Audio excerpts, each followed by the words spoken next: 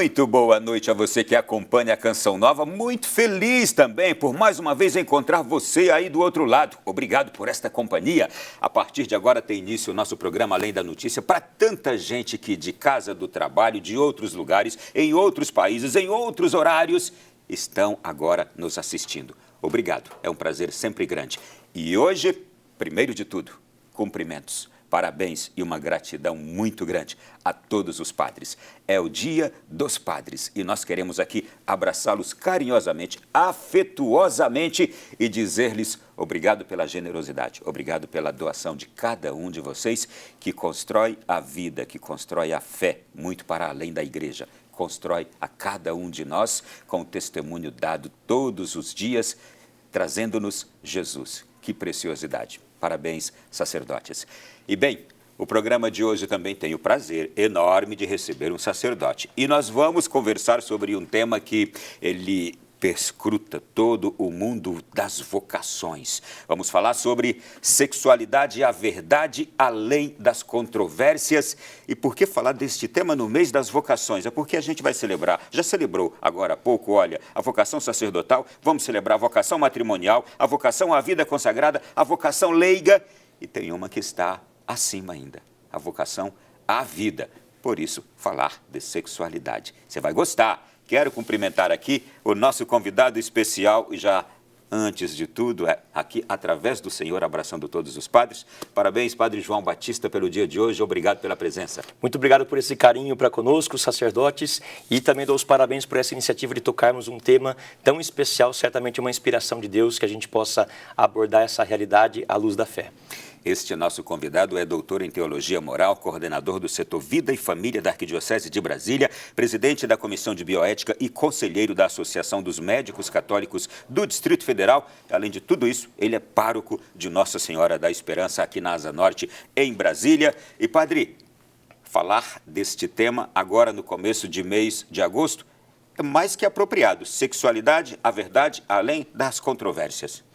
Muito bem, essa vocação à vida que você comentava agora, no fundo é uma vocação à santidade, né? Deus é aquele que tem um projeto para cada um de nós. E um dos legados de João Paulo II, quando ele sempre falava sobre essa questão da teologia do corpo, ele falava isso, que nós precisamos redescobrir um modo de abordarmos o amor humano à luz de um desígnio divino, o amor humano no plano de Deus. E nesse sentido, todas as vocações entram. E a gente tem um grande desafio, porque normalmente as pessoas quando falam sobre a sexualidade, acabam caindo nessa redução da sexualidade à mera genitalidade. A genitalidade e o exercício da sexualidade é algo de importante, é algo fundamental, especialmente na vida da família. Porém, existem outras vocações que não são assexuadas. Todos nós, enquanto pessoas humanas, se somos contemplados na nossa dimensão integral, todos nós temos também uma atividade na sexualidade, vivendo isso na vocação do matrimônio ou vivendo no celibato. Por isso é necessário esse redescobrimento de a gente poder abordar o nosso corpo como destinado à glória. E aí que a gente percebe qual que é o serviço que essas diferentes vocações prestam à humanidade hoje. Vocês sabem que, dentre os sacramentos da igreja, nós definimos alguns como os da iniciação cristã, outros como os sacramentos de cura, e os dois que são os sacramentos de serviço são o matrimônio e a ordem. E a gente pode inserir também aí a virgindade, né? A pessoa que consagra-se ao Senhor vivendo no celibato. Então, o matrimônio cristão, ele serve a evangelização, sendo um sinal deste mundo da comunhão plena e da expressão do amor esponsal entre Cristo e a sua igreja. Vendo como Cristo se entregou o seu corpo por amor à sua igreja, também o esposo faz o mesmo à sua esposa e vice-versa. E o homem que vive o celibato, ou a mulher que se consagra ao Senhor, nós de alguma forma fazemos presente neste mundo aquilo que nos aguarda na ressurreição, na vida eterna, porque lá nos céus com o Senhor, todos nós não seremos anjos, seremos pessoas humanas, ressuscitadas, dotados de um corpo glorioso. Por isso, esse corpo glorioso que estará na ressurreição não estará vivendo o matrimônio ali, porque o matrimônio é só para essa vida. Peraí. A introdução tá fantástica para uma outra coisa que eu vou trazer aqui como uma pimentinha.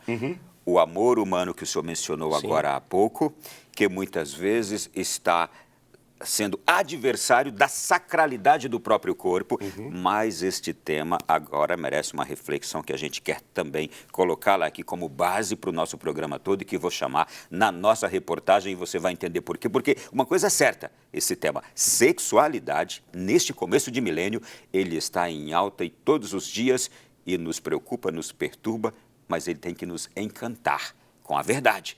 Vamos então ver a produção feita pela nossa equipe. O tema da sexualidade é foco de acalorados debates e discussões atualmente, mas já foi abordado largamente em documentos do magistério da Igreja que tem total clareza sobre ele. A sexualidade é um dom do Criador, mas também uma função que tem a ver com o desenvolvimento do próprio ser humano.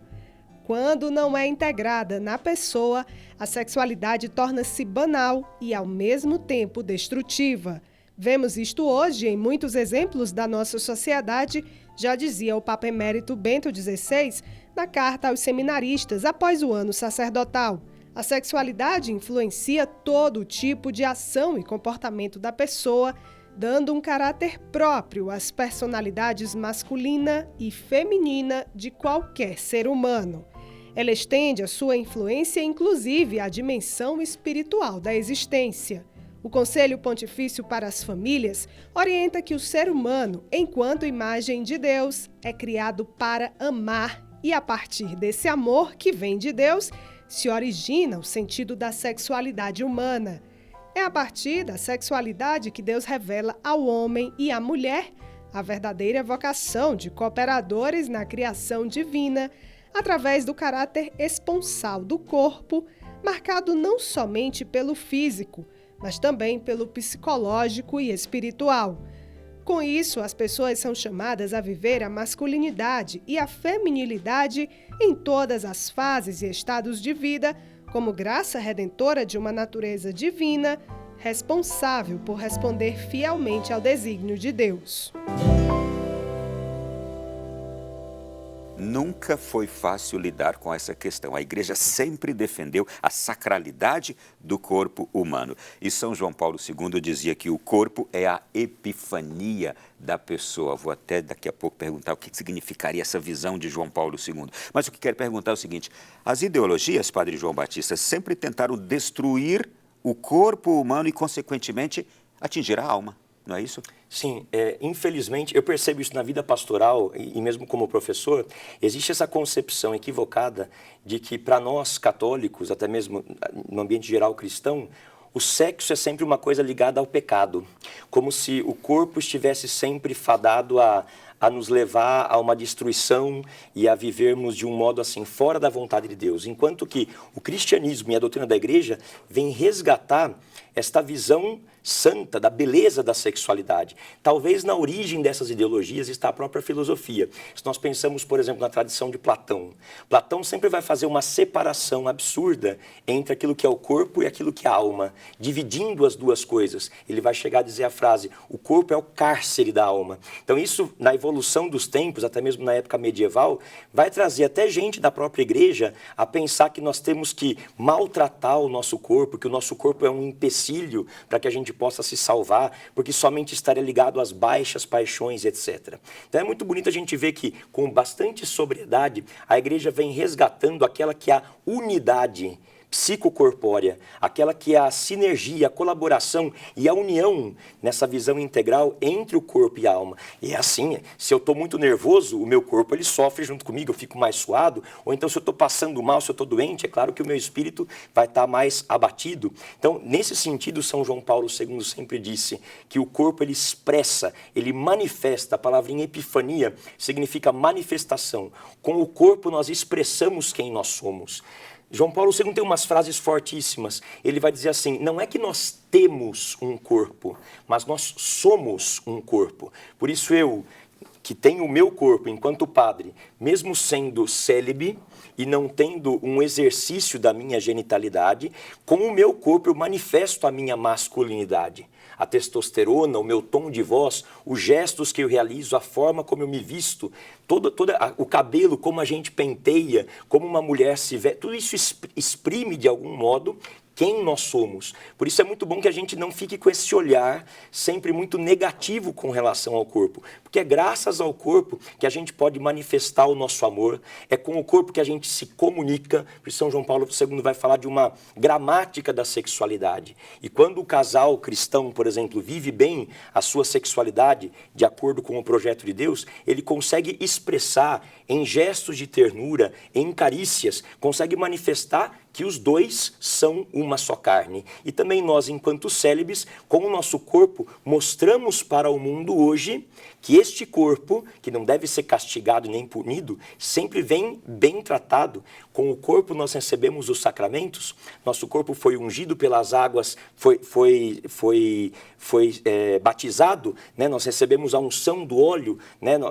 Nós comungamos o corpo de Cristo, nós recebemos o óleo dos enfermos. Então, com o nosso corpo, as mãos do bispo tocou a minha cabeça. Então, todos esses gestos, toda essa simbologia, essa visibilidade da ação de Deus se exprime na nossa corporeidade. E um dia, este nosso corpo, como no nosso credo nós dizemos, é chamado à glória. Por isso nós cremos na ressurreição da carne. Eu quero saber o seguinte, e por que este embate histórico constante contra o corpo, não é? Porque a gente, e eu não digo agora, eu digo um embate, o próprio homem contra o seu corpo.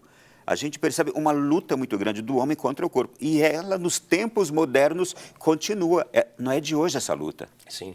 Existe aí, né, historicamente, nós podemos detectar uma instrumentalização do corpo.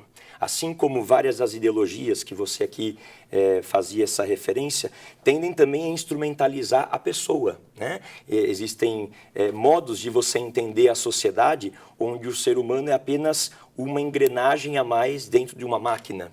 E o cristianismo vai valorizar o contrário. São João Paulo II vai dizer, cada ser humano é único e irrepetível. Então, o nosso corpo, ele manifesta essa nossa dimensão de sermos únicos. Até mesmo dois irmãos gêmeos podem ser chamados de gêmeos idênticos, mas o seu corpo tem as suas peculiaridades. E até mesmo a sua pessoa vai se manifestar com o corpo de formas diferentes, ainda que nós sejamos semelhantes. Então, assim, o cristianismo ele vai sempre poder promover a pessoa na sua dignidade, sem nunca reduzi-la a algo. Tem um filósofo chamado Robert Spearman, que ele diz assim que a pessoa é aquilo que não é algo, mas sim alguém. Aí está a diferença. Quando nós reduzimos a nossa visão do corpo somente nesse sentido instrumental, útil, aí está a filosofia utilitarista de Stuart Mill, por exemplo. Você vai pensar que eu posso utilizar o meu corpo para as outras coisas. E não, nós no cristianismo, a filosofia personalista vai redescobrir justamente o contrário, que com o nosso corpo nós nos relacionamos, nós crescemos, nós nos enriquecemos na nossa forma de comunicação e de interagir. É o que está em alta hoje, esta filosofia utilitarista do corpo humano? Exatamente, com certeza. Se as pessoas são reduzidas a coisas, e até a gente vê isso naquilo que nós chamamos de pecados contra a sexualidade, contra uma vida de castidade, entendida esta, tanto no matrimônio quanto numa vida de uma pessoa que não está casada, a gente vê isso, a redução da pessoa, uma vez Bento XVI usou essa expressão, uma plasticização do nosso corpo. Então a gente vê aí os estereótipos de beleza que aparecem nos meios de comunicação, nas propagandas, na publicidade. A gente vê que são construídos uns estereótipos e as pessoas acabam estabelecendo esses padrões e acabam muitas vezes se desprezando e caindo naquilo que é uma baixa autoestima, em função dessa forma de encarar a nós mesmos como algo a ser adaptado e instrumentalizado para um fim. E nós nunca somos um objeto de um desejo, nós nunca somos algo a ser utilizado ou manipulado. Nós somos pessoas que temos uma liberdade, mas também que temos uma dignidade que precisa ser protegida. E isso se faz numa boa educação, desde nós mesmos, mas também no nosso trato com os demais. Padre, vou lhe pedir agora uma distinção entre corporalidade e corporeidade, segundo a visão de João Paulo II. Certo. A corporalidade, ela seria uma visão mais fisiológica, mais biológica, ou seja, é uma análise de como toda a nossa fisicidade interfere em quem nós somos. Os nossos ritmos biológicos, o funcionamento dos nossos órgãos, o nosso metabolismo, os ciclos de uma pessoa. Então aí seria toda uma questão mais do universo biológico, anatômico. E tudo isso influencia muito. Uma mulher, quando está com TPM, ela fica com o seu humor alterado. Então a gente não pode separar a nossa pessoa do nosso corpo, né? Então um jovem tem um ritmo de vida, uma pessoa mais velha pode ser muito animado na cabeça, mas chega uma hora que o corpo mostra os seus limites. A criança, ela tem umas fases de desenvolvimento que vão, de algum modo, plasmando o modo como ela se relaciona com o mundo exterior. Então a gente vê que existe essa dimensão corporal que faz mais referência à nossa matéria, a essa dimensão física e visível. Porém, a corporeidade é aquilo que insere a corporalidade nesse conjunto integral daquilo que nós somos. Então, as faculdades que nós temos, não somente desse modo mais simplista de razão e vontade, mas a razão ela é mais ampla do que a mera razão. A gente pode falar de intelecto, de imaginação, de criatividade. Ao mesmo tempo que a vontade também é muito mais ampla, a gente pode falar dos nossos instintos, inclinações, tendências, desejos, impulsos, pulsões, decisões, intenções. Todas essas coisas vão, de algum modo, se plasmando naquilo que somos nós. Então, reduzir essa visão da pessoa apenas à fisicidade é um empobrecimento daquilo que nós somos. Quando a gente vê que todas essas dimensões que Deus colocou potencialmente em nosso coração e as nossas relações podem nos ajudar a desenvolver essas faculdades e essas realidades, a gente vê que a nossa corporalidade vai entrando em comunhão com quem somos nós e as nossas relações são profícuas. A gente vai se edificando cada vez mais quando colocamos todas essas capacidades que Deus nos dá em união e em comunhão com aquilo que é a nossa estrutura física. Sexualidade, a verdade além das controvérsias. A gente está aqui colocando uma base na temática de hoje, para daqui a pouco chegarmos em temas atuais, que eu sei que você quer saber. Essa questão toda hoje envolvendo o corpo, o sexo e as transformações do mundo nessas últimas décadas agora. Vamos chegar lá já já. A gente está trazendo aqui um fundamento nesta nossa conversa. Deixa eu trazer outra distinção. Sexo e sexualidade. Há uma diferença? Sim, a gente pode falar que a sexualidade é aquilo que faz referência à nossa estrutura. O sexo em si seria essa dimensão de como eu, enquanto pessoa, me relaciono com o outro. Então, como nós dizíamos, a sexualidade, ela independe daquilo que é o modo ou o estado de vida a que eu sou chamado a viver. Então, quando nós falamos da sexualidade, nós falamos das nossas diferenças, ou melhor, daquilo que é típico nosso, daquilo que faz parte da minha estrutura, do modo como eu falo, do modo como eu me visto, do modo como eu trato as pessoas, né? E depois nós temos o sexo em si, que seria como eu posso, por meio da minha sexualidade, fazer a vontade de Deus. Então, no caso de uma pessoa que é chamada ao celibato, é na abstinência. E a pessoa que é chamada à vida em família, é atualizando aquilo que é a sua sexualidade num exercício de amor junto com aquele que é o seu cônjuge. Algo vem sendo transmitido ultimamente, vem sendo divulgado e vem encontrando adesão na sociedade que causa uma certa confusão. Mas eu queria ouvir do senhor. A sexualidade entre homem e mulher, o que a difere? Quais as diferenças? Certo. Então, nós podemos ver aí que nunca a diferença vai diminuir um ou outro. E eu estou indo para além do aspecto físico, que o senhor já deixou bem claro aqui. Exato, exato. Se nós pegamos, por exemplo, a teologia de São João Paulo II a respeito do corpo, nós vemos que já no princípio, como Deus pensou a humanidade, numa diversidade.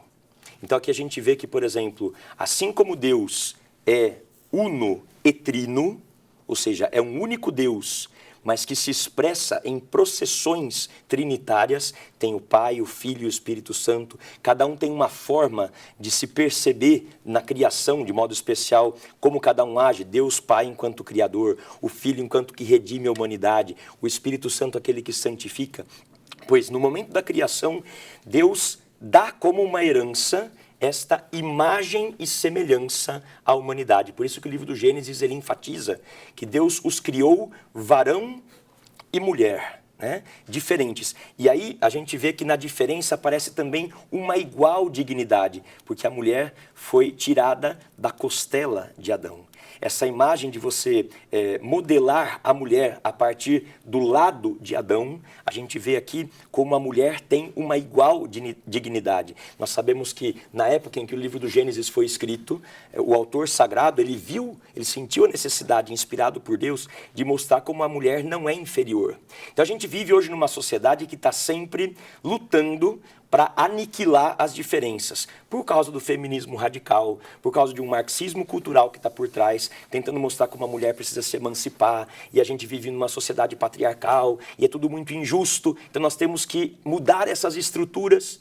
E nós cristãos, a gente vê que não se trata aqui de conceber ou de apoiar esse tipo de injustiça. Muito pelo contrário, São João Paulo II mesmo tem textos maravilhosos onde ele fala da dignidade da mulher. Mulheres dignitatem, um texto maravilhoso que mostra até mesmo uma certa superioridade da mulher em vários aspectos, né? Nós vemos que, por exemplo, o caráter intuitivo no universo feminino é muito mais desenvolvido do que em nós. Isso até mesmo tem uma razão uterina. São João Paulo II vai dizer que, por causa de a mulher, desde o momento em que ela se torna, né, ali começam as suas regras, né, começa o seu ciclo menstrual a funcionar, ela todos os meses, mesmo que ela não seja mãe, ela está se preparando de um modo interno, com a alteração de hormônios, com todas as mudanças que ela sente em seu corpo, ela se prepara para acolher outra pessoa. Por isso a mulher é mais sensível em vários aspectos. Às vezes nas famílias nós vemos que o filho está meio esquisito e a mãe já percebe, olha e fala para o marido, olha, fulano de tal,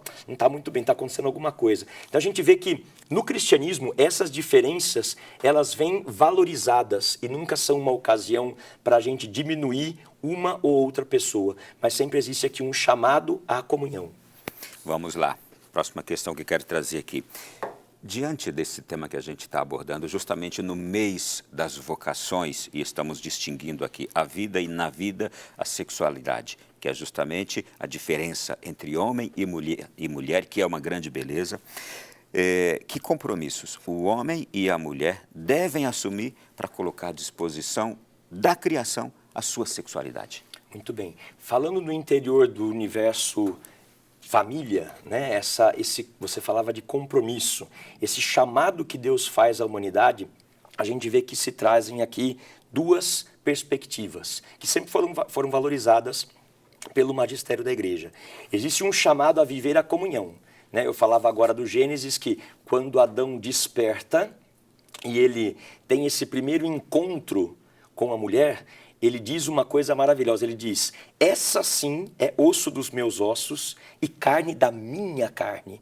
Ou seja, a mulher que é diferente dele o ajuda a conhecer algo a respeito dele mesmo. As diferenças ajudam a gente a crescer. Então, Deus como que coloca na ordem da criação uma capacidade nossa mesmo de crescermos, de progredirmos, de nos edificarmos nas nossas relações. Então, há um primeiro aspecto de uma missão que é essa de construir uma comunhão interpessoal. Ou seja, o homem que se sente só, você sabe que o livro do Gênesis fala, não é bom que o homem esteja só, o homem que nessa solidão originária se sente incompleto, ele encontra naquele que é diferente dele a ocasião de florescer. Os filósofos atuais usam muito essa expressão, flourishment, que seria uma espécie de desabrochar, atingir as suas potencialidades. Isso nessa dimensão de uma só carne. Foi o que Jesus falou no Evangelho. O homem deixará seu pai e sua mãe, se unirá à sua mulher, e os dois serão uma só carne. Nós não batemos os dois no liquidificador para serem uma só coisa. Não, cada um continua com a sua individualidade, com o seu caráter, com a sua forma de ser. Mas os dois juntos são capazes de amar o outro, dando a vida pelo outro, abdicando de algumas coisas por amor ao outro, e assim a gente vê a melhor expressão do amor divino que se concretiza na humanidade. Essa é a primeira missão, é o primeiro compromisso, esse dar a vida um pelo outro nesta união, uma só carne. Mas junto com essa união existe uma outra missão. O livro do Gênesis vai dizer: sede fecundos, multiplicai-vos. Então esta união é chamada a ser, de acordo com o projeto de Deus, aberta à vida de uma maneira responsável. Então a gente vê que, se for da vontade de Deus que daquela união possam surgir filhos, a gente vê aí sempre a prole como uma bênção do Senhor. Uma missão não só de colocar os filhos no mundo, mas como a gente diz no dia do casamento, né, a terceira pergunta que nós padres fazemos ao casal quando a gente vai conferir aquelas que são as disposições dos candidatos ao matrimônio, a gente pergunta, a terceira coisa, a gente fala assim: estais dispostos a acolher os filhos que Deus vos conceder, educando-os na lei de Cristo e da igreja? Ou seja, a missão é a de cooperar com o Criador na ordem da criação, gerando nesta vida os filhos que Deus pensou desde sempre,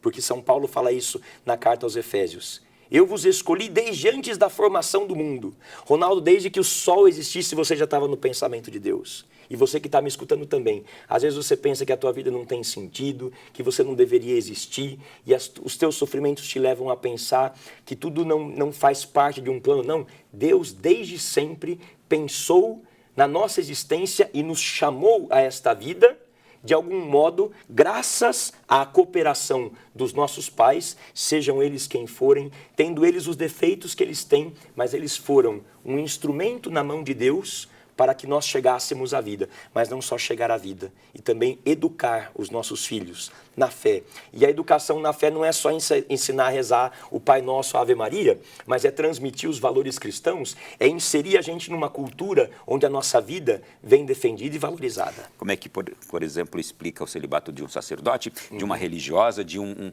membro celibatário de uma instituição qualquer, à luz desta geração da vida? Muito bem. Essa data de hoje ainda é especial para a gente falar sobre isso, né?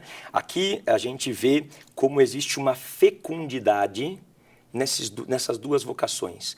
Existe uma fecundidade que se expressa na fertilidade, quando o casal gera filhos. Mas também existe uma espécie de paternidade ou maternidade espiritual, quando dentro do nosso carisma, a gente de algum modo também coopera com a vida. Então eu me sinto muito fecundo. São 15 anos de padre, eu vejo que ao longo desses anos, Deus me colocou trabalhando em paróquia, Deus me colocou estudando lá em Roma, Deus me colocou formando seminaristas, e eu vejo que tanto nos fiéis, quanto nos rapazes que eu formei para o sacerdócio, a gente vê que a gente vai passando algo, a gente acaba também sendo instrumento de Deus para esta educação e transmissão da fé. Mas é sempre uma ajuda. Eu vejo como o meu sacerdócio, Ronaldo, está em função de ajudar as famílias. Então, de algum modo, eu também posso me sentir fértil quando eu vejo que eu faço um batizado, quando eu sou ministro assistente de um matrimônio, quando eu posso, não sei, numa pregação, fazer uma homilia que ajuda uma pessoa a sair de uma crise. Então, da mesma forma como também no celibato, uma religiosa ou uma monja contemplativa, com a sua oração e intercessão, pode trazer tantos frutos na vida das pessoas, pois também uma pessoa que não faz uma consagração e que vive como solteira, sendo ela católica, ela pode ser fecunda em tantos sentidos. Eu, na minha vida, tive pessoas que não eram casadas, mas que cuidavam de mim, que me ajudavam na comunidade, sendo pessoas célibes, mas que me davam uma palavra, que se preocupavam comigo. Eu tenho na minha paróquia pessoas que não vivem o exercício da genitalidade numa relação matrimonial, mas colocam toda a sua sexualidade, o seu corpo, em função da igreja e me ajudam com serviços práticos, com catequeses que são feitas e com serviços de limpeza ou de organização da vida prática pastoral. Eu emendo aqui uma pergunta. E há aquelas pessoas que, eu diria, são extremamente mundanas no seguinte sentido: elas estão no mundo, com um pensamento de mundo, elas não conseguem compreender como é possível alguém viver sem praticar sexo. Essa resposta, como um celibatário como o senhor, dá a pessoas que fazem esta pergunta. Pois bem, na minha experiência pastoral, conversando às vezes com pessoas assim, porque o celibato ele interroga muito as pessoas, né? Exato. Eu tenho muitos amigos, por exemplo, do meu passado, que às vezes me perguntam assim: Padre João, como que você consegue, né? Como é possível ficar sem mulher, sem fazer sexo com uma pessoa do sexo oposto, ou do mesmo sexo, ou com não sei, sozinho, com você mesmo? Como é possível você controlar? E eu sempre respondo isso: não se trata de você sufocar ou controlar nada. Se trata de você ver que também é um ato de amor você viver o celibato, né? Por isso que uma pessoa que no mundo não se sente chamada ao matrimônio, o ideal é que ela possa promover um respeito para ela mesma. E a minha experiência mostra que mesmo quem está no mundo, porque existe uma coisa, São Tomás de Aquino diz que nós temos uma lei natural, que é uma coisa muito simples, que está lá no coração do homem, e essa lei está impressa no coração de toda a pessoa, seja qual for a sua religião, seja qual for a sua cultura. E essa lei, no fundo, diz assim: faça o bem, não faça o mal, porque o mal te leva a um vazio.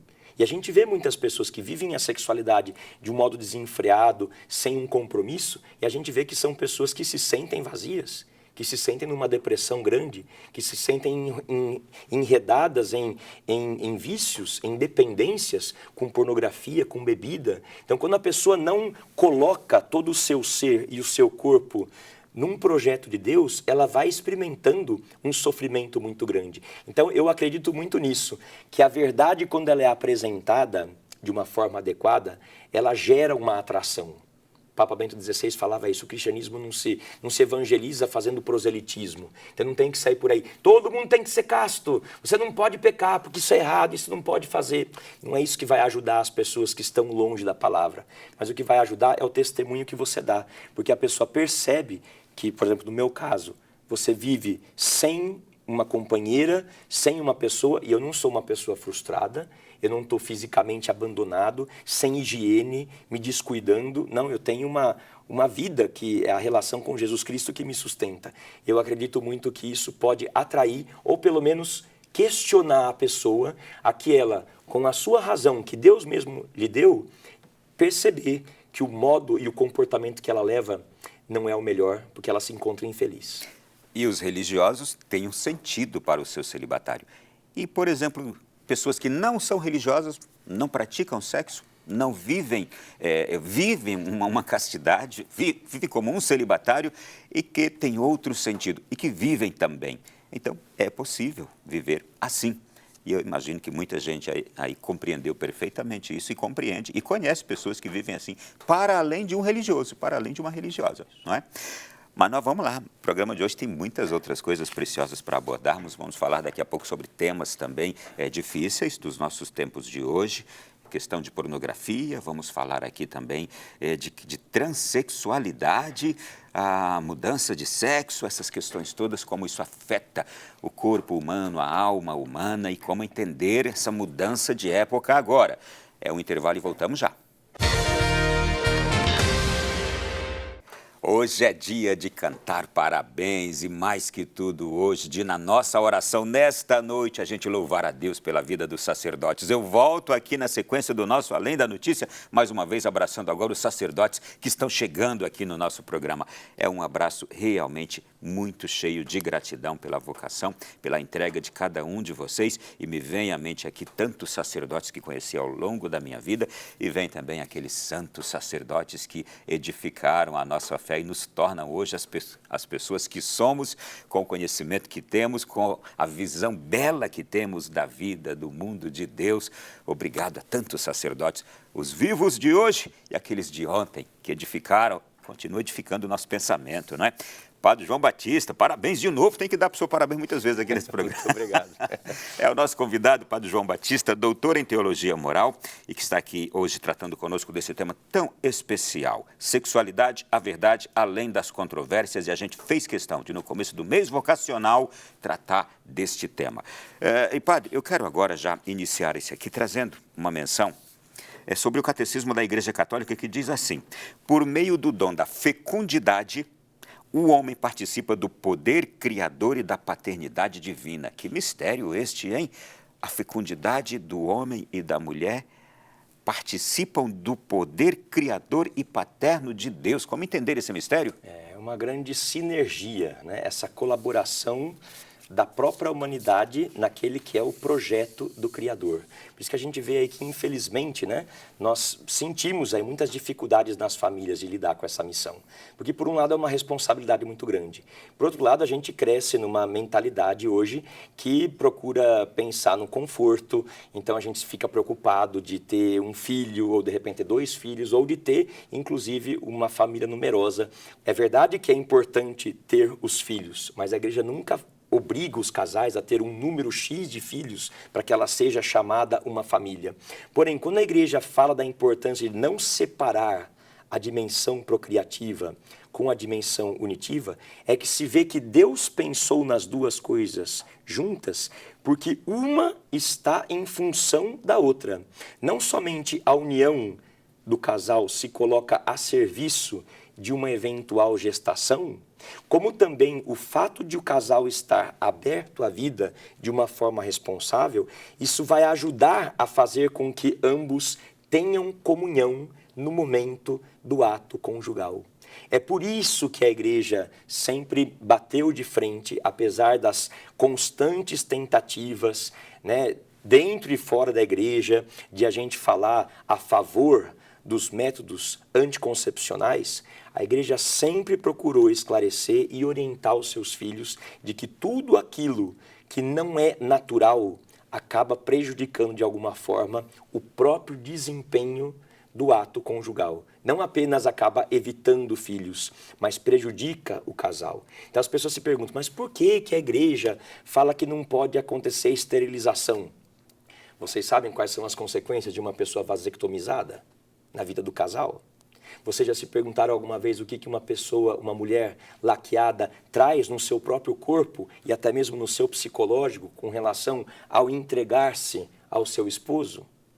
A igreja, falava São João Paulo II, a igreja é expert em humanidade. Perita. É perita em humanidade. São muitos anos que a gente vem acompanhando essa vida íntima dos casais e nós sabemos que essas situações, um DIU, não é só um problema de, por exemplo, correr o risco de acontecer um aborto. Isso é gravíssimo, porque a gente precisa defender a vida sempre. Porém, o DIU, no organismo da mulher, traz uma série de consequências. Uma pílula anticoncepcional, ela traz um desarranjo hormonal que altera o humor e que traz efeitos colaterais que prejudicam a pessoa. Amigo meu que chama isso de uma bomba hormonal. Uma bomba hormonal, exato. Um anticoncepcionalzinho, uma pílula do dia seguinte. Isso. Então, quando a igreja vai falar que a gente não pode recorrer aos métodos que não são naturais, aí vem a motivação. Não somente que a gente quer que apareçam filhos, a gente tem que respeitar o plano de Deus, mas o fechamento à vida dessa forma traz consequências nefastas para a própria comunhão entre o casal. Por isso que há essa colaboração dos dois lados. Isso muitas vezes não fica claro nem para nós padres. E eu acrescento o outro lado também. Traz consequências para o próprio corpo, para a saúde do corpo. Exatamente. Por isso que a gente procura, né, incentivar os casais a conhecerem a fundo o que a igreja diz. Nossa preocupação sempre é, né, Ronaldo, com a formação, para que as pessoas aprendam as motivações que levam a igreja a dar essas orientações. Não é uma motivação religiosa. Não. É uma motivação que vai para além, vai para a própria filosofia e para a própria saúde do corpo da pessoa. E o próprio bem da pessoa. O próprio bem da pessoa. Mas vamos lá, eu tenho aqui uma extensão a este assunto agora que quero lhe fazer e que é muito atual agora, certamente muita gente vai agora identificar. Há casais que estão se casando e que não querem ter filhos. Essa é uma outra questão. Não querem, não estão pensando e vão protelando e vão adiando. E há, de fato, um fechamento, um desejo de não terem filhos. E, por outro lado, a gente encontra tantos outros lutando, sofrendo, chorando para ter filhos. O senhor falou em caráter procriativo, caráter unitivo. Como explicar essas duas situações e como iluminar agora a mente dessas pessoas? Certo.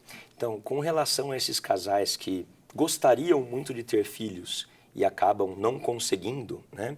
A gente vê aí que são inúmeras as causas, né? Às vezes existem até mesmo situações onde é impossível. Então, nesses casos em que o casal se sente chamado a esta vocação, à maternidade e à paternidade, e não conseguem naturalmente ter os filhos, a igreja dá uma indicação. A gente vê que, por exemplo, a questão da FIV, a fecundação in vitro, né? Ou então esse recorrer a clínicas para que a gente possa, de um modo artificial, gerar os filhos, a gente vê as consequências também ruins que estão por trás de tudo isso. Esse é um tema extremamente delicado, mas eu, por exemplo, na minha vida pastoral, o tempo que eu estive na Itália, eu acompanhei pessoas que nasceram de fecundação in vitro. E a gente vê como psicologicamente seriam chamados bebês de proveta. Os bebês de proveta, né? São pessoas que trazem também as suas feridas. Porque a própria doutrina da igreja diz que o ser humano ele nunca pode ser objeto de um desejo. O filho é sempre um dom. E sendo um dom, Deus dá para quem Ele quer. Agora, quando o casal sente esse chamado mesmo, é bom que ele vá atrás. E por isso nós temos, por exemplo, o método da naprotecnologia, que é uma técnica desenvolvida por Thomas Hilgers, que inclusive era membro da Pontifícia Academia para a Vida, e ele viu como, de um modo natural, é possível ajudar esses casais a encontrarem formas de suprir algum déficit do próprio organismo, de modo a ajudá-los a conceberem naturalmente o seu filho. Agora, quando realmente não há essa possibilidade, a igreja fala que é possível ser fecundo na infertilidade. Então, existe aí a possibilidade de você ou realizar um serviço ajudando as famílias, ou mesmo pensar, se não é um caso, de você responder a essa vocação de Deus fazendo um gesto de amor que afeta, num sentido bom, a sociedade, atrás da adoção, né? Existem muitas crianças que estão aí sem pais, sem uma família. Nós temos aqui em Brasília, por exemplo, a Associação dos Santos Inocentes, e vemos ali algumas crianças que nós conseguimos resgatar, porque a sua mãe pensava em abortar e de repente não se sentia em condições de criar, e a gente procura ajudar essas criancinhas a encontrarem uma mãe, ainda que muitas mães continuam ali com o filho e cuidam delas. Mas o casal, ele pode pensar nessa adoção como um chamado de Deus. A princípio, sempre há uma negação. Não, eu queria um filho biológico, eu queria um filho meu que fosse a minha carinha. Mas nós vemos tantas experiências que às vezes são muito sofridas, mas também que são muito bonitas, de uma entrega dos pais que transmitem a fé a esses filhos do coração, e a gente vê uma família, um ato de amor mesmo, de acolher esses filhos do coração. Agora, no outro sentido, a gente vê que aqueles que estão fechados, né, não têm um coração aberto a terem filhos, né? A gente tem que ver o que é que está por trás disso. E nós, enquanto católicos, formadores de opinião, irmãos da comunidade, precisamos exortar esses casais, porque atrás disso existem medos, existem situações de insegurança financeira, existem muitos motivos que podem levar a pessoa a esse fechamento. E aqui nós precisamos mostrar qual é o chamado da pessoa. Imagina se hoje é dia do padre, né? Então, se eu falasse assim, olha, eu, Padre João, eu quero ser padre, eu quero ser ordenado, mas eu só quero celebrar a missa, eu não quero confessar ninguém. Seria tirar uma parte do meu sacerdócio, seria tirar um aspecto que é fundamental do desempenho da atividade pastoral. Então imagine um casal que fala assim, eu quero me casar, mas eu não quero ter filhos, não. É como se a gente estivesse tirando algo que é intrínseco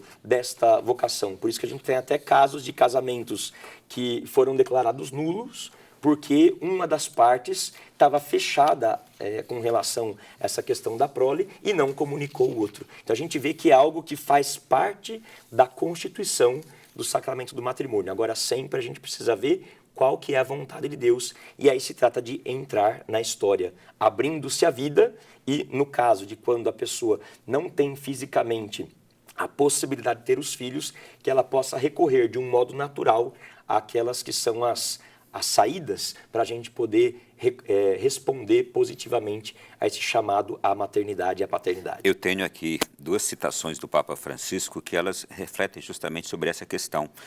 Ele diz assim, na Amoris Laetitia número 14, está aqui. Correndo o risco de simplificar, poderemos dizer que vivemos numa cultura que impele os jovens a não formarem uma família porque privam-nos de possibilidades para o futuro. Mas esta mesma cultura apresenta a outros tantas opções que também eles são dissuadidos de formar uma família. Aí o Papa vai mencionar, em alguns países, muitos jovens são frequentemente levados a adiar o matrimônio por problemas de tipo econômico, laboral ou de estudos. Às vezes, diz aqui também por outros motivos, tais como a influência das ideologias que desvalorizam o matrimônio e a família, a experiência do fracasso de outros casais, a que eles não se querem expor, o medo, está falando ele aqui, de algo que consideram demasiado grande e sagrado, ter um filho, né? As oportunidades sociais e os benefícios econômicos derivados da convivência, uma concepção puramente emotiva e romântica do amor, o medo de perder a liberdade e a autonomia, a rejeição de tudo o que possa ser concebido como institucional e burocrático. Uma reflexão ampla, né? Nesse mesmo documento, na Amoris Laetitia, o Papa Francisco fala desse problema que a gente tem de uma cultura do provisório. As pessoas não têm medo de laços, elas temem o vínculo, elas pensam, e se depois não der certo? Então o filho ali, de algum modo, ele compromete esta decisão de o casal viver junto para sempre. Então a gente vê aí como nós precisamos superar essa mentalidade. E aqui eu faço um aceno, né, com relação a essa questão da abertura à vida. Tem muitos casais que infelizmente falam assim, olha, vou me casar, mas agora não é hora de ter filho, porque agora a gente tem que se estabelecer, precisamos conseguir a nossa casa direitinho, eu preciso acabar a faculdade, eu preciso... Quando eu tiver com tudo resolvido, a gente pensa em ter filhos. E assim vão evitando filhos como o mundo ensina, ou seja, com métodos que são artificiais. E às vezes, além dos problemas e implicações que podem trazer algum método que não é natural, como por exemplo um eventual aborto, né? Mas isso vai minando a própria saúde reprodutiva do casal. Tem casais que eu conheço que tomaram pílula a vida inteira, e depois quando estão já no auge dos seus 37 anos, falam, agora sim, vamos tentar engravidar. E daí o organismo da mulher está lá sempre se atrofiando, inibindo aquilo que é um funcionamento normal. E a mulher fala assim, agora eu quero ter filho. E daí vai lá e reclama, pai, eu não consigo engravidar. Estou já com 40, eu vou lá fazer FIV, porque eu não consigo. Por quê? Porque por muitos anos, habituando o seu organismo a funcionar de um modo assim, inibido por essa série de bombas que acaba recebendo, e aí vem problemas de saúde. A gente vê que, por exemplo, na trompa da mulher, eu trabalho na comissão de bioética, nós temos médicos, ginecobstetras que nos acompanham, nos explicam essas coisas. Existem uns folículos que facilitam aquilo que é o deslizamento do óvulo para chegar no local onde ele precisa estar e ser fecundado. E dentro de uma pílula anticoncepcional, esses folículos são como que queimados. E ao invés de se transformarem numa pelúcia bem fofinha para que o óvulo deslize, eles se transformam em espinhos. Eles ficam rígidos e pontiagudos, de modo que os óvulos até são produzidos, mas chegam ali e ficam ali empacados e vão se acumulando e tem a tendência até mesmo de se gerar, de repente, um tumor ali. Então a gente vê como o uso indiscriminado de certas medicações que são contraceptivas pode até mesmo te atrapalhar no momento em que você fala assim, não, agora sim é hora de ter filho, e você não consegue, porque de um modo irresponsável, ou até mesmo na sua ignorância, sem você saber que era algo tão grave, você acabou se acostumando, ou mal acostumando o seu organismo a funcionar desta forma. São coisas que nós precisamos conhecer para que a gente possa se poupar de sofrimentos futuros. Eu tenho aqui duas pontuações a fazer em meio a tudo isso que o senhor acaba de nos dizer. E, para além disto, tem um amigo médico também que ele diz assim, para aquelas mulheres que vão retardando o exercício da maternidade, é importante lembrá-las, a mulher tem prazo de validade. Exato. Querer ter filhos depois de determinada idade também há um risco na saúde daquele filho que vai nascer. Ele pode nascer com alguns problemas a partir de determinada idade, ali da segunda metade da casa dos 35, dos 30, segunda metade para lá, não é? Então é importante, esse é um aspecto. Agora um outro que é belíssimo também, padre, que é importante refletirmos aqui, o também Papa Francisco, na mesma Amoris Laetitia, diz assim, o amor sempre dá vida. Por isso, o amor conjugal não se esgota no interior do próprio casal. E aqui eu fico imaginando quantos casais que, por esses motivos X aqui que foram mencionados pelo próprio Papa na Amoris Laetitia, vão pensando, não desejando ter filhos, etc. e tal. Mas eles têm em casa 2, 3 cachorros, gatos e chamam de filho. amor ali para uma paternidade e uma maternidade. Eles põem os bichinhos no carrinho de bebê e vão passear na praça. Eles põem roupas, eles trocam roupas daqueles cachorros e gatos. Eles tratam como filhos, eles compram alimento para ele, e um alimento que não é barato, que é caro também. Eles dão um cuidado todo, e quando viajam querem levar ou deixam guardados em algum lugar que trata de animais. Eles fazem tudo como se fizessem com um filho mesmo. Há amor para dar a um filho. E por que dão a um animal? Como também iluminar essas pessoas de que isto pode ser feito por um bebê de vocês, para um bebê de vocês. Nada contra os animais de estimação. Sim. A gente gosta muito dos bichinhos, porém a gente vê aí realmente um desvio de comportamento, até mesmo em alguns casos, onde a pessoa, ela encaminha, ela endereça, porque é interessante, na questão da sexualidade existe algo chamado libido, e as pessoas normalmente entendem a libido apenas no sentido de apetite sexual, mas eu aqui recordo que nós falamos no início da entrevista, de que a sexualidade ela é mais abrangente do que aquilo que é o ato sexual em si. A sexualidade ela se expressa com um afeto, ela tem essa ligação, esse vínculo com a pessoa. Então, a libido ela é algo que nós podemos encaminhar, ela é algo direcionável. São João Paulo II chamava a libido de um instinto de sobrevivência. Isso é muito interessante. É como se nós um dia, Ronaldo, estivéssemos perdidos numa floresta e de repente nós estivéssemos cansadíssimos atrás de encontrar a saída daquela floresta e eu já desisti, não tenho mais forças. E você fala, não, Padre João, lembrei aqui, é por aqui a saída. Daí eu tenho uma descarga e esta minha libido, ela me ajuda a caminhar por mais 2 horas. Então, muitas vezes, as próprias pressões da sociedade, os sofrimentos, eles encontram naquilo que é a nossa afetividade um esquema de compensação. Então, muitas pessoas, como não se sentem aptas ou até mesmo têm medo de se arriscar na geração dos filhos, elas acabam direcionando inconscientemente esta libido nessa afetividade com os animais. Então, quando a gente ilumina isso, a gente vê que tem resultado. Então, eu não penso que seja incompatível você ter um bichinho de estimação e poder ter os teus filhos. Mas, claramente, a gente vê que é uma coisa até mesmo incompatível com o bom senso você gastar tanto dinheiro com vacinas e produtos de limpeza e rações e depois, quando você passa e vê uma pessoa humana na rua que está passando dificuldade, você fechar o coração. E gastar o seu tempo, gastar a sua dedicação, gastar o amor que você tem por um filho, gastar com um animal. Torna-se até, eu diria, um ato muito errôneo diante da natureza e diante de Deus. Tem uma filósofa chamada Hannah Arendt, que ela diz uma frase que me impacta muito. Ela viveu na época da guerra, então ela dizia assim, aquele que não se sentiu gerado tem dificuldade em gerar. Então, eu acredito que por trás desses medos que alguém tem de ter filhos e dos desafios que isso implica, pode estar também alguma ferida de repente, ser fruto de uma geração em que, de repente, não tinha muitas condições, porque na época da guerra, de repente, os nossos avós passaram privações, ou então a família era muito numerosa, eu tive que usar as roupas do meu irmão mais velho. Então, quando eu tiver um filho, eu não quero que ele passe aquilo que eu passei. Então, às vezes, são coisas tão banais que levam a esses medos, e uma boa educação pode ajudar a pessoa a superar esses traumas e se arriscar na aventura de uma paternidade. Sabe aquela frase, filho segura casamento?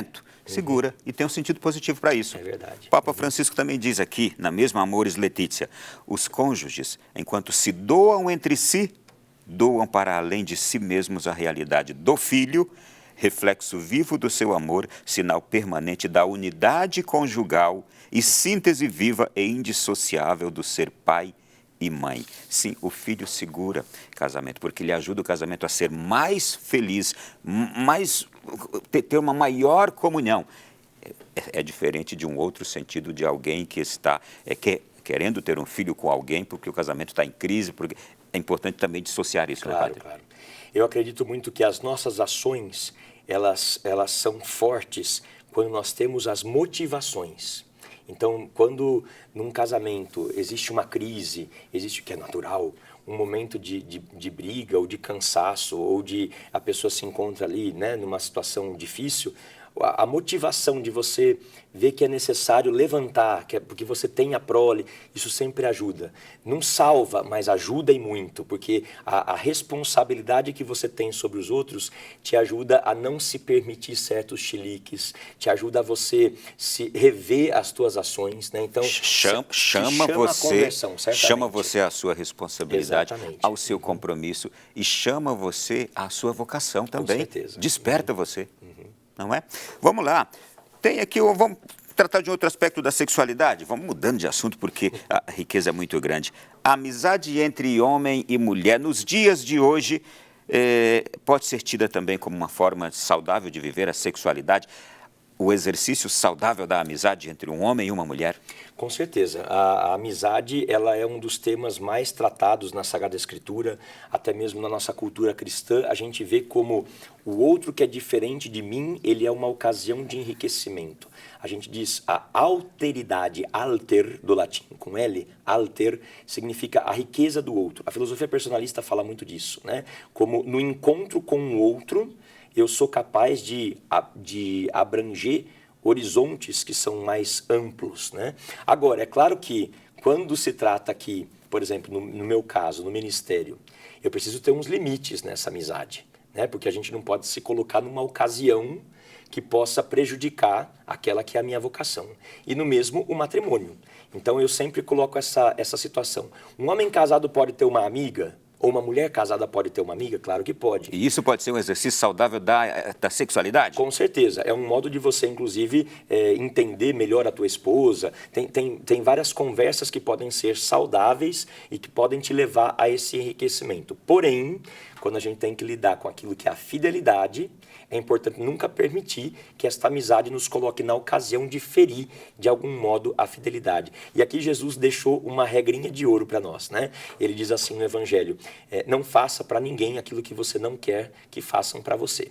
Então, se lá na tua ocasião de trabalho, por exemplo, ou na comunidade mesmo, você percebe que aparece um certo flerte com aquela pessoa, né? Então você precisa... Ou aquela atração forte. Aquela atração forte, Então você tem que se perguntar, se a minha mulher tivesse esse tipo de sentimento, esse tipo de reação para com algum homem, eu me sentiria confortável? Claro que não. Então aqui, de repente, é melhor que eu coloque mais limites. Então aqui se trata de um equilíbrio e de uma serenidade também com relação a isso, né? Nós não podemos ser misóginos, a gente não pode dizer, não, eu só falo com homens. Não, mas eu também tenho que saber que existe sempre um limite naquilo que são as relações afetivas.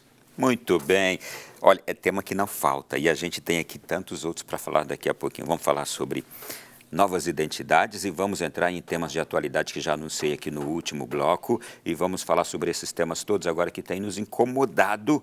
À luz da fé, a gente vai daqui a pouquinho iluminá-los e a gente vai refletir sobre essas temáticas. É uma parada bem rapidinha agora e voltamos já. Aqui na sequência do Além da Notícia da noite de hoje, voltamos com mais um bloco e mais uma vez eu volto parabenizando a todos os sacerdotes. A este que agora está sintonizado na Canção Nova há poucos minutos, não viu nossos cumprimentos do primeiro nem do segundo bloco, os vê agora. Mais uma vez, parabéns pelo seu dia, obrigado pela sua vocação que constrói a nós, a igreja, a nossa sociedade e este mundo com os valores que ele tem. Obrigado, sacerdote. E vamos lá, o tema do programa de hoje, sexualidade e a verdade além das controvérsias. Padre João Batista, eu quero começar agora este bloco aqui, trazendo João Paulo II, na encíclica Familiaris Consortio, em que ele diz assim, e o mesmo pecado que pode ferir o pacto conjugal torna-se imagem da infidelidade do povo para com o seu Deus. A idolatria é prostituição. A infidelidade é adultério. E diz aqui, a desobediência à lei é abandono do amor nupcial para com o Senhor. Uau! Do que João Paulo II... Aqui, João Paulo II aqui está se referindo diretamente. Com certeza, por trás dessas afirmações, a gente vê ali as feridas que hoje a sociedade traz.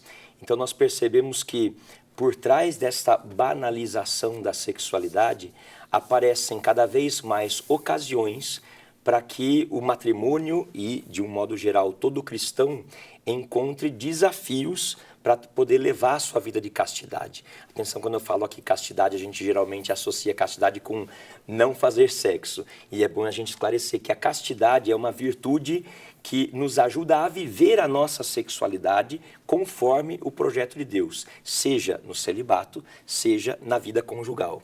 Então, mesmo o próprio exercício da sexualidade, ele pode ser casto ou não, de acordo com as ofensas que a gente causa à castidade no exercício da sexualidade. Então aqui, por exemplo, quando se fala de adultério, cada vez mais a gente vai compreendendo o que o próprio Jesus iluminou no Sermão da Montanha. Nós sabemos que quando Moisés, lá no Decálogo, disse assim, não adulterarás. Então, naquele tempo, o adultério, a ferida contra a fidelidade, era não ir para o leito com aquela esposa, com aquela mulher que não é a tua esposa. Mas o próprio Jesus já disse, eu, porém, vos digo, aquele que olhar com um olhar libidinoso para com a outra pessoa, já cometeu adultério com ela no seu coração. Então, como a gente vive essa banalização da sexualidade, não só nas novelas, nos filmes, mas até mesmo no próprio modo de se vestir, as modas, o jeito em que a gente trata o corpo do outro, então a gente vê que o nosso olho vai se ferindo, né? Como Jesus falou, o olhar libidinoso, vão entrando coisas em nós, vai entrando no nosso inconsciente uma própria concepção do corpo do outro como um objeto e não como uma pessoa. Não é à toa que o próprio Jesus falou no Sermão da Montanha assim, a lâmpada do corpo é o olho, e se o teu olho estiver doente, todo o teu corpo estará doente, mas se o teu olho estiver são, o teu corpo também estará sadio. Deixa eu fazer uma pergunta aqui de homem que sofre com isso, não é? E como é que... Padre, como é que eu luto com isso? Porque eu olho para todos os lados e eu vejo mulheres sedutoras, eu vejo mulheres lindíssimas e com aquelas roupas, com aquele jeito que o meu olhar não quer fugir dali. Há também uma provocação do mundo que afeta os homens? Eu digo mais os homens, viu? Sim. Aqui eu digo que tem nos dois aspectos, porque a erotização negativa também no corpo masculino tem se desenvolvido cada vez mais. A gente vê isso na própria diferença de maturidade entre o homem e a mulher na atualidade, especialmente na época da puberdade. Existe um estudo que foi feito nos anos 90, quase no fim do ano 2000, em que se via que na fase da terceira infância, que seria aí já dos 13 aos 15 anos, né, que seria já a adolescência mesmo, a diferença de maturidade entre o homem e a mulher era de mais ou menos 1 ano e meio. Nos últimos estudos que nós fizemos, que foi aí por volta de 2011, a gente vê que essa diferença está cada vez mais aumentando. Então a gente percebe que existe quase uma diferença de 4 anos e meio. 4 anos e meio. Ou seja, uma moça de 18 anos que quer namorar com um cara de 18 anos, ele tem a cabeça de um rapaz de 14. Por isso que a gente vê rapazes muito musculosos, que não saem da academia, que se sentem muito homens, mas que depois existe um universo muito infantilizado, muito superficial na conversa, na capacidade de manter um assunto, de tratar algo com profundidade. Então a gente vê que isso ajuda a pessoa a, por um lado, não ter essa capacidade de enxergar que o outro merece respeito, por um lado tem isso, né? Então a gente vê que isso se destaca mais no universo masculino, como você bem dizia, mas também a gente percebe aí que as mulheres vão se cansando. A gente vê que as moças que cresceram já nessa geração que é muito virtual, que insere muito a questão das relações virtuais, de textos, de celular, de internet, de Facebook. Então a gente vê que também no universo feminino existe uma objetualização do outro. A gente vê que o lance da vaidade, mas não vaidade somente como aquele lance bom de você se cuidar, a vaidade como você utilizar de você mesmo, do teu corpo, para tentar conquistar as pessoas e obter alguma espécie de lucro, ou seja, colocar o teu corpo em função do teu próprio interesse como um produto. Pois isso vai crescendo cada vez mais, tanto no universo masculino quanto no feminino. E aí a gente precisa da educação ao pudor. A saída para isso já está num documento do ano 96, já o Pontifício Conselho para as Famílias falava nesse documento chamado Sexualidade Humana, Verdade e Significado. Se fala de nós resgatarmos uma educação no pudor e na modéstia. O pudor aqui não é somente essa questão de você se vestir, cobrindo todo o seu corpo. Também a gente poderia falar aí de uma espécie de proteção ao teu corpo no sentido visual. Mas o pudor vai além. O pudor vai de você, desde a primeira infância, olha que coisa interessante, desde que você é bebezinho, e aprendendo que o teu corpo merece respeito, que você não pode se expor ao perigo. São João Paulo II dizia que o pudor é como a sensação de vertigem. Imagina se você chega na beira de um precipício e você de repente sente aquele... você quase perde o equilíbrio. Então você dá um passinho para trás. Então é isso, você não vai expor o teu corpo a ser objetualizado. Quando você sente que você está em risco na tua dignidade, você recua e se protege. Tudo que estamos conversando agora é uma consequência daquela Revolução Sexual de 68, não é? Mas Paulo VI, exatamente observando aquele movimento, olha o que ele escreveu.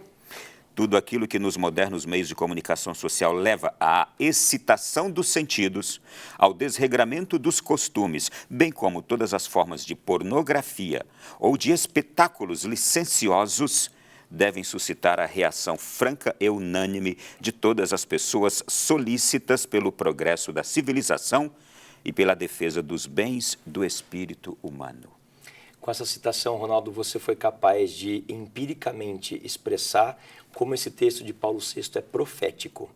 E por isso foi tão criticado, não somente naqueles anos, mas inclusive nos dias de hoje. Constantemente existe um embate contra a Humanevite, e ela é super atual, porque ele foi capaz de se dar conta de que nos ritmos desta revolução sexual que ainda reverbera no nosso mundo, a gente vê como o homem se sente vulnerável frente a essas novas ideologias que estão cada vez mais fortes, né?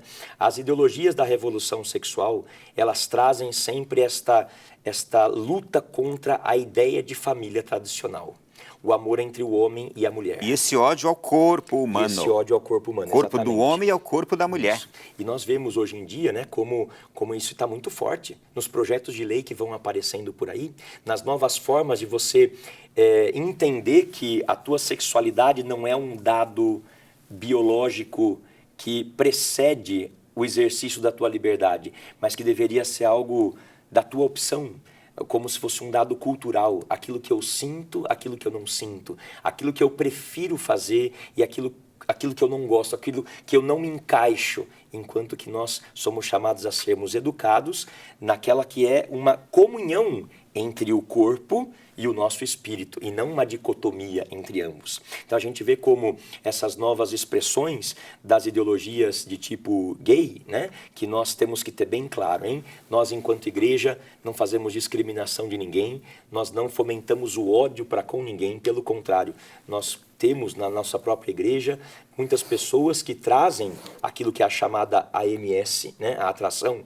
pelo mesmo sexo, e várias feridas, várias pessoas que procuram ajuda e que querem, de algum modo, entrar na vontade de Deus. Agora, outra coisa é o lobby homossexual que existe, que é de caráter bastante ideológico e que acaba trazendo algumas mentiras e até mesmo alguns sofismas que nós, enquanto igreja, somos chamados até a sabedoria de desbancar.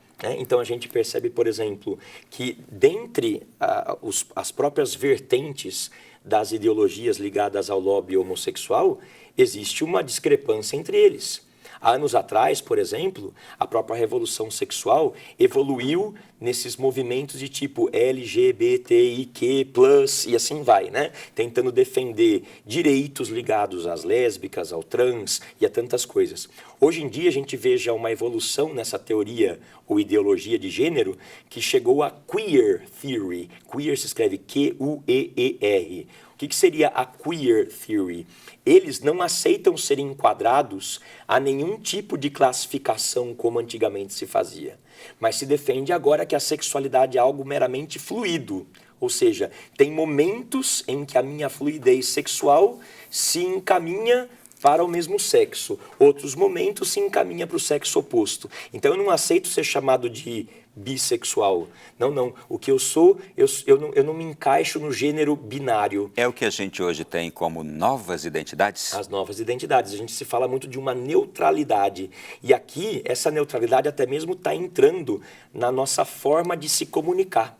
Esse é um dos grandes desafios que a igreja vai ter. Que é aquela linguagem neutra. Essa linguagem neutra. A gente vê, tem gente que não aceita ser chamado de ele, nem de ela, mas seria elo ou elix, né? A origem daquela revolução sexual, ela pregava um rompimento das relações monogâmicas, sim, um rompimento das relações hétero, não é? E uma expansão, um crescimento do feminismo, uma disseminação do feminismo. E nós chegamos aos dias de hoje com essas consequências todas que o senhor acaba de nos trazer aí e que nem mesmo os defensores de tantas ideias conseguem se entender. Mas eu quero fazer agora a seguinte pergunta, e essa também foi uma contribuição riquíssima aqui do nosso diretor Tássio. A pergunta foi assim: sob o manto de uma falsa virtude, se alegava a inferioridade do corpo, antigamente. Hoje, em nome de uma falsa liberdade, apregoa-se a liberdade do corpo dissociada de sua essência. É isto. Exatamente. A pretensão da revolução sexual é, de fato, ferir o matrimônio na sua raiz, porque a relação monogâmica nunca vai, segundo eles, permitir que haja a emancipação daquela que se sentia inferior ou mais frágil. Então, assim, falando de um modo bem vulgar, enquanto eu tiver que ser esposa e mãe, enquanto eu tiver que estar em casa cuidando e passando as cuecas do meu marido e trocando fralda de neném... Ou fazendo comida. Eu nunca vou ter ocasião de estudar, de ter uma carreira, de ter um piso salarial que vai me deixar livre desse regime de escravidão. Então, um modo de se colocar em... Eu me lembro que eu estudei... A gente fez um trabalho a respeito das publicidades da época dos anos 60, aquilo que antecedeu a explosão de 68, sempre as propagandas eram tão depreciativas quanto a mulher. Uma propaganda de aspirador em pó colocava assim, o homem de terninho saindo para casa com uma maleta, enquanto a mulher estava em casa com aquele lenço na cabeça, como uma escrava, com aqueles coques. Por isso que, de repente, em 68, chega uma mulher com uma tatuagem no braço bem forte, girl power, né? Aquela coisa assim de mostrar que ela é capaz de superar tudo isso. Então, por trás dessa mentalidade está um ataque direto à família cristã, enquanto que na família cristã nunca se pregou uma humilhação por parte da mulher. A partir dessa observação da década de 60, do período que se antecedeu à Revolução Sexual, por exemplo, nas propagandas, já com o uso da mídia, isso. Hoje também o senhor consegue fazer uma leitura da depreciação do masculino, com certeza, da família, uma depreciação da mulher feminina também em nossos dias? Exatamente. Tem um documento que foi escrito por um bispo americano chamado Thomas Helmstedt. Ele escreveu um documento chamado Firmes na Brecha. Muito interessante, aconselho vocês a correrem atrás para dar uma lidinha. Ele fala que um dos grandes problemas dos sofrimentos da família hoje em dia é essa fragilidade em que o universo masculino se encontra. Ele pega esse texto do profeta Ezequiel, que diz que quando a muralha de Jerusalém foi quebrada pelos inimigos e apareceu uma brecha, então o profeta diz assim, homem de Israel, todos firmes na brecha, porque ali começavam a entrar os soldados inimigos. Eles conseguiram, naquela brecha, segurar a invasão. Então, hoje é o que está faltando isso. A pornografia e esse modo depreciativo de se ver o homem como um banana que nunca compreende a mulher, esse estereótipo de que o homem não é capaz de conversar, de que o homem é tapado, de que o homem é sempre muito objetivo e não tem a capacidade de refletir.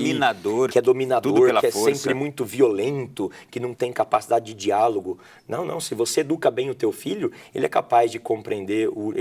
Eu vejo na minha casa, a formação que eu tive da minha família, eu cresci com 2 irmãs e com uma mãe muito presente, e tanto meu pai e eu aprendemos a respeitar o espaço delas e a conversar e a compreender as suas dificuldades. Então aqui o que se falta, sim, é um ajudar o universo masculino a recuperar a sua identidade e o seu lugar. Porque é a grande consequência assim, negativa da revolução sexual, é essa troca de papéis, é esse pensar que se eu estabeleço uma missão específica, eu estou diminuindo o outro. Não, mas o que nós vemos é que cada um tem o seu lugar. Como num arranjo de flores, existe uma flor que está mais aqui, outra que está aqui. A gente não coloca num vaso de qualquer jeito, a gente coloca cada um, de algum modo, responsável por um aspecto daquela missão. Então, quando a gente tem uma confusão de papéis, a gente encontra aí essa fragilidade, né? essa presença que não edifica, né? Então,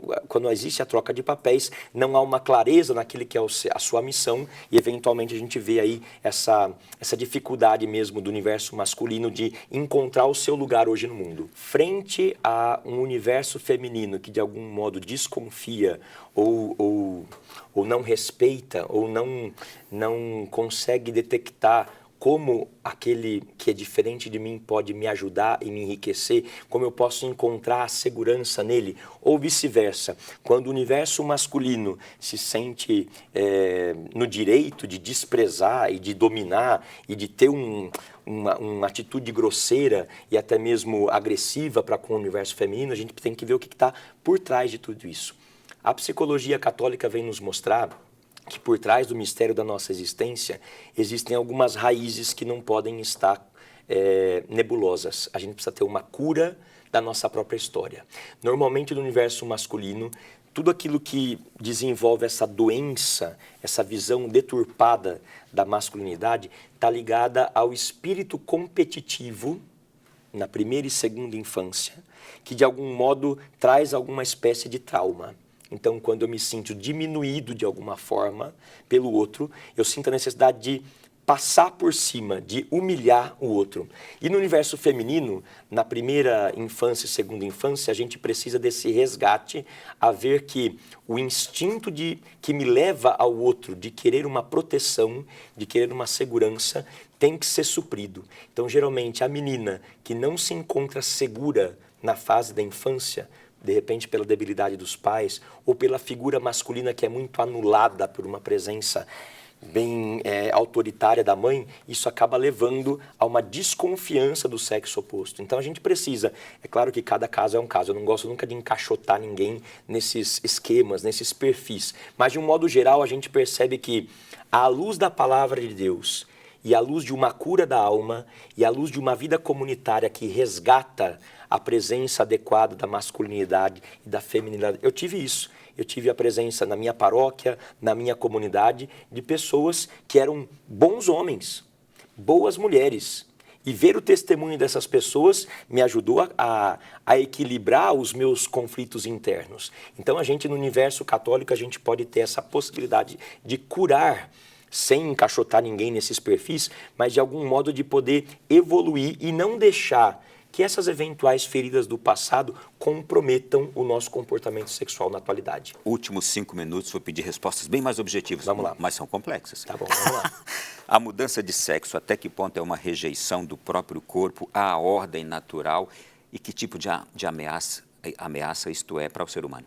Com certeza é uma negação da tua própria realidade, né? A nossa sexualidade faz parte da nossa constituição. Então, quando alguém vem a tomar uma dosagem hormonal que possa caracterizar o teu corpo, ou melhor, descaracterizar o teu corpo daquilo que ele é, então, ou vice-versa, ou fazer uma espécie de mutilação, né? Uma cirurgia assim, isso é você obrigar o teu corpo a dizer uma mentira. Então, a transexualidade, hoje em dia, a gente vê como nós encontramos pessoas extremamente feridas nesse sentido, que trazem essa confusão. E como depois a gente percebe que tudo isso é muito instável, a gente falava isso, né? Cada vez mais nós encontramos pessoas que se abrem a essa espécie de conivência social a uma espécie de fluidez. Nós vemos que nem tudo é definitivo e as pessoas depois se arrependem e trazem feridas na alma. Então é importante a gente poder ajudar essas pessoas a criarem uma consciência antes de uma decisão que vá comprometer, de algum modo, o seu relacionamento com os outros. E é importante dizer que a igreja sempre ama e respeita essas pessoas, apenas quer iluminar seus pensamentos. Outro tema importante. Pornografia, o quanto ela pode atrapalhar a vida de uma pessoa e como tem crescido. Exato. Não preciso aqui dizer que a pornografia é nociva, porque todos nós sabemos, né? Agora, é impressionante como os estudos que nós temos mais recentes vão mostrando cada vez mais como se torna uma adicção. A pornografia, ela suscita uma atividade mais intensa de um lado do nosso córtex cerebral que trabalha com um neurotransmissor chamado dopamina. A dopamina, ela é mais, quando ela é produzida em excesso, ela é mais excitante do que gratificante. Então, a pessoa que vai tendo cada vez mais acesso a essas imagens, ela não vai se satisfazendo nunca. Então, não somente a quantidade de horas que ela acaba se tornando escrava das imagens, ela se torna, mas também até mesmo o tipo de conteúdo. Não, uma pessoa começa a ver sexo entre homem e mulher, de repente ela começa a ver coisas que são perversões e depravações. Outro tema importante. Pornografia, o quanto ela pode atrapalhar a vida de uma pessoa e como tem crescido. Exato. Não preciso aqui dizer que a pornografia é nociva, porque todos nós sabemos, né? Agora, é impressionante como os estudos que nós temos mais recentes vão mostrando cada vez mais como se torna uma adicção. A pornografia, ela suscita uma atividade mais intensa de um lado do nosso córtex cerebral que trabalha com um neurotransmissor chamado dopamina. A dopamina, ela é mais, quando ela é produzida em excesso, ela é mais excitante do que gratificante. Então, a pessoa que vai tendo cada vez mais acesso a essas imagens, ela não vai se satisfazendo nunca. Então, não somente a quantidade de horas que ela acaba se tornando escrava das imagens, ela se torna, mas também até mesmo o tipo de conteúdo. Não, uma pessoa começa a ver sexo entre homem e mulher, de repente ela começa a ver coisas que são perversões e depravações, e ela começa a perder a noção do tempo, a noção de espaço, ela compromete o seu ambiente de trabalho, o seu desempenho profissional, as suas relações familiares. A gente percebe que se torna mesmo uma adicção. E aqui eu queria mais do que dizer as coisas que são erradas, porque são muitas, né? Por exemplo, uma das coisas graves que a pornografia traz é a grande mentira, a grande falácia da associação entre o prazer e a dor. Isso não existe. Isso psicologicamente está comprovado que não existe. O nosso cérebro tem uma região chamada hipotálamo, que traz a nossa hipófise, que funciona como uma espécie de interruptor. Quando ela liga o prazer, ela desliga a dor. Quando ela ativa a dor, ela inibe o prazer. Então, aqueles filmes que fazem propaganda disso... Exatamente. Estão enganando os gemidos, você. Os atos de violência, tudo isso é uma forma de você distorcer a realidade da sexualidade. E uma pessoa que se alimenta daquilo o tempo inteiro, ela vai sentir necessidade de querer fazer isso depois. E já foi comparado o vício na pornografia ao vício à cocaína. Exatamente, né? Ela acaba gastando horas e ela vai se destruindo, ela queima neurônios, ela prejudica a sua capacidade intelectiva e vai trazendo aí uma série de problemas.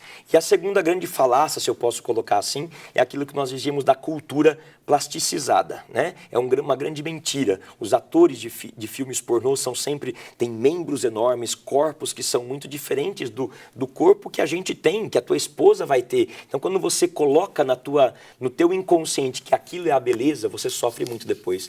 Tem um estudo que diz que uma imagem fixa, ou seja, de uma foto de nudez, ela fica no nosso inconsciente mais ou menos 1 ano e meio.